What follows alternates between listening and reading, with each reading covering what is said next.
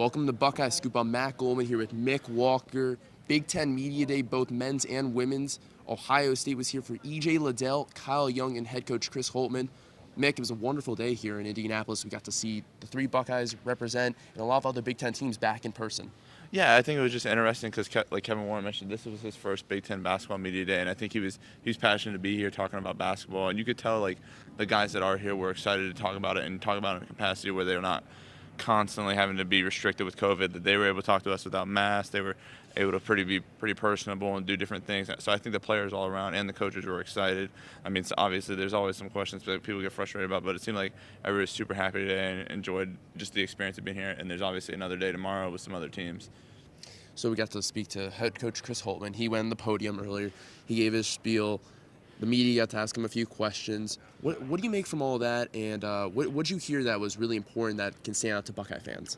I think the big thing with Coach Holtmann was obviously the transfer talk. Obviously, not that people are transferring, but a lot of people coming into the program with Jamari and Joey and all these different guys. Everyone wanted to talk to Chris about the guys coming in, the experience roster he's going to have. Because it's true. I mean, they have 7 or 8 seniors, I believe, and it's going to be a roster that can do some things if they can gel and cohese. So it was about how those guys are fitting, how's Cedric coming up to the level of play, which he addressed. How's Jamari going to be able to translate from going to Penn State to Ohio State? How's Joey healing? Is he going to be able to play a role? That was stuff that I thought stood out. What do you think stood out about what Coach Holtmann said? I think the thing that stood out for me was talk about the non-conference schedule and just the expectations of Ohio State this year. They returned, you said, a lot of seniors they have. They have some talented freshmen, some talented transfers coming in.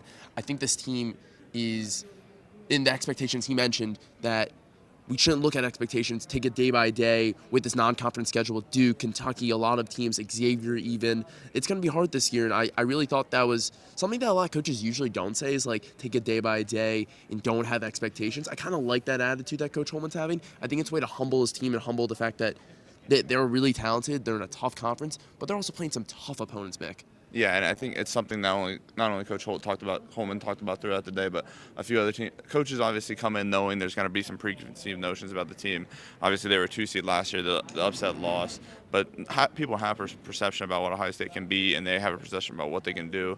So that's obviously there, but like you said, with the different roster, there's no committal on things like this is the obvious goal. It's just getting better and being the best team they can be, which is, in my opinion, is a very good team. Then we talked to Kyle and EJ together. EJ returned. EJ was talking about how his body's transformed.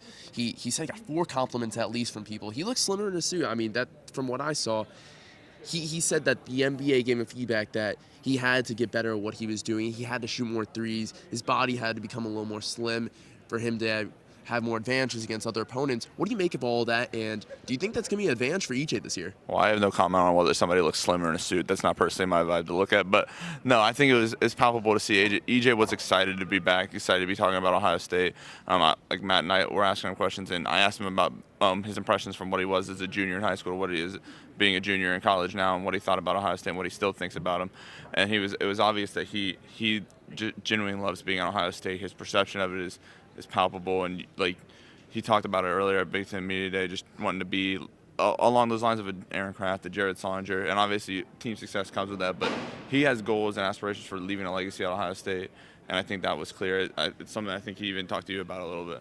And a part of that legacy he was talking about was not just his play and the way he's going to go out this year, but also leading the younger guys, leading Michi Johnson, Malachi, Kalen, some of these transfers even that may not adjust to the competition like Cedric.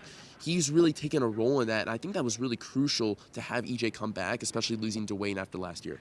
Yeah, and then moving on to, besides EJ, we're moving on to Kyle, and Kyle was another guy that I think you could sort of just tell he was feeling good, he was feeling happy and healthy, because obviously with all the injuries he suffered last year, it was just a tough season for him. But I think now that he's back and healthy, he seemed more energetic, he seemed more into it, and I think you would agree with me on that. Yeah, Kyle looked great, and he sounds like that he's ready to come back his 5th year, his final year at Ohio State. He's been with Holtmann all this time, and he feels like that this is the year that he can control his own destiny. He knows what he's doing with this team. He's able to lead.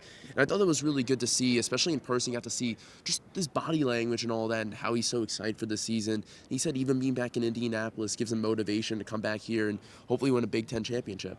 Yeah, and you mentioned it. I mean, we go back for those of you that don't remember, Kyle was actually Chris Holtmann's first commit at Ohio State, and then Chris, not only Coach Holtmann, but also Kyle and EJ both were talking about some of the recent guys that have committed at Ohio State. Not obviously the recruits, but the guys that have signed that are on campus, and those being Malachi Branham and Kalen Etzler. Matt, why don't you talk about Malachi a little bit and what everybody was talking about him? Yeah, when we met with Malachi last week in Media Day, Malachi was really excited to become a Buckeye and live out his dream. He said he's still learning day by day. He's still getting taught from EJ and Kyle. Coach Holman's about to walk by us right now. And Malachi just talked about that. He envisions a legacy eventually. He got permission to be Jim Jackson's number 22. He wants to have a legacy at Ohio State.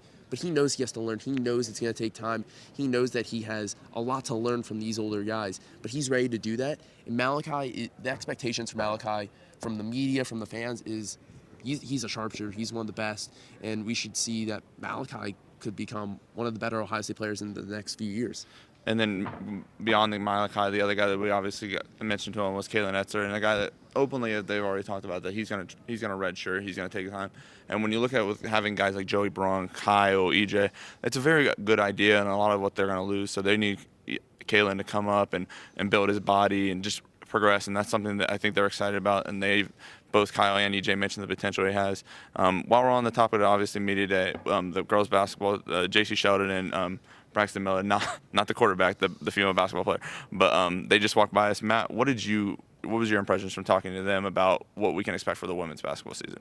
Well, they have 8 of the 13 on their team is from Ohio. They lost Dorka Juhas last year, which is a huge loss to UConn. She was one of the best players in the Big Ten, arguably one of the best in the country, and they obviously know that was a loss, and Dorka had to do what was best for her. But they're excited that they're returning a lot of talent. Coach McGuff, they come off this NCAA postseason ban that they couldn't be in this year, and they feel like this team, they got some swagger to them this year. They feel like that there's something special about this team. They've been training a lot, they've been working really hard, and their defense is something that they've been priding themselves on this offseason. I think that could be something that Ohio State fans should look forward to for the women's team. Yeah, there was definitely between both of them and Coach McGuff, there was a genuine excitement about the potential of not only having this team together and the experienced roster they are, but also just sort of being able to chase the postseason, which is something that everybody dreams. And a big topic when it comes to the women's basketball side was obviously them getting to use the title of March Madness now, which is something I believe every women's basketball player is asked about.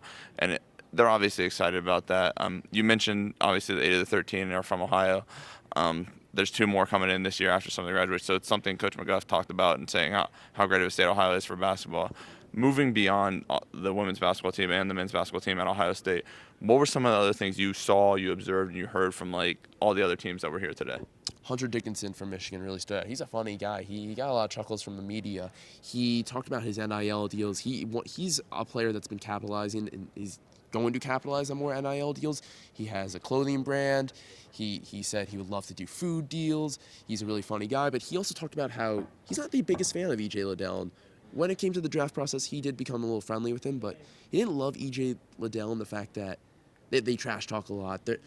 It's Michigan, Ohio State. Those guys don't always get along, and that really stood out to me. But also, what stood out to me is Kobe Coburn. That guy is massive in person. I did not expect how big he was going to be, and then seeing him and E.J. Liddell talking, laughing, that's what really made it like special. That these guys even have the same bonds, and they might be talking trash on the court, but they really like each other at the same time. Yeah, and I mean, EJ said about the same things about Hunter, just being that they admire each other, but then obviously there was some not unpleasant feelings towards each other at the beginning, just of how their relationships are. I think the other thing that I really stood out, whether it was Iowa bringing Jordan Bohannon and one of the McCaffrey sons here. Nebraska had a ton of transfers in. They have a good recruiting class. And when it comes to Kofi and then Andre Carbella, who in Illinois had here, among those things, and Maryland had some experienced guys here. That's what I thought stood out. There was a lot of, it seems like the Big Ten has a lot of experience coming back, as should all of college basketball with these super seniors and stuff. And I think it's going to be a very interesting league play to see how it is with all these experienced teams coming together and just clashing, because obviously, as we know, the Big Ten's a very well-known and respected basketball conference, and just going forward, I think it's going to be a very interesting season. We saw that today.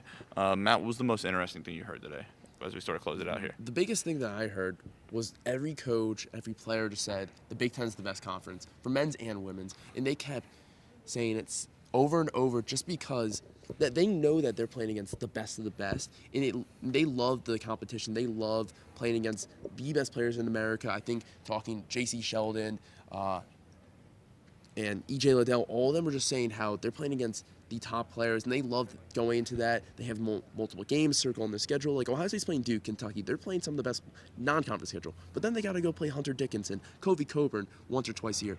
You don't get much better than that. So that the fact that we were hearing from coaches over and over again about how good the competition is was really interesting to me. Yep, and Matt's one of the best. Big Thing's the best. And thank you guys for watching. Thank you guys for listening. For Matt Goldman, I'm Mick Walker. Have a great day, guys.